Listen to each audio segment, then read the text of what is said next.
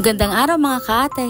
Another day with Luto Series. May napanood nga ako sa isa sa mga naluto ni Chef Obang. Kaya naman, lulutuin ko for today's video. Try lang natin kumbaga.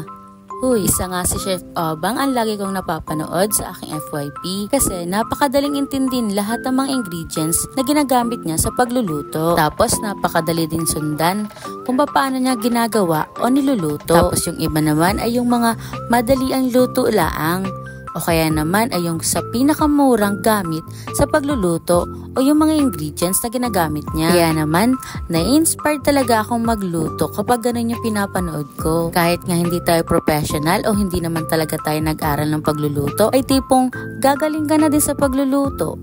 Kasi madali mong naiintindihan yung mga napapanood mo. Ay siya, mabalik na tayo din sa aking inaluto. Baka hindi nyo pa kasi napapanood yung kay Chef Obang. Baka mahirapan kayo sa pag-intindi din dahil magulo talaga akong magluto. Uy, di naman masyado. Bali giniat-giat ko nga yung best part ng manok dyan into bite size.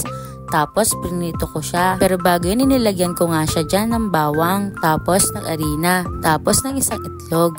Tapos para naman sa sauce, naglagay lang ako ng ketchup, oyster sauce, asukal, konting paminta, konting magic sarap, tapos tubig. Tapos hinalo-halo ko lang ito at pagkukuluan ko lang ito ng ilang minuto. At isusunod ko nang ilagay dito yung ating mga prinitong bite size ng chicken. Bali nilagyan ko nga din pala yan ng slurry para sa mas malapot niyang sabaw. Tapos naglagay din nga pala ako ng bell pepper. Tapos ayan na mga kaate, ready to serve na. Yun lang for today's short video mga kaate. Salamat sa panonood!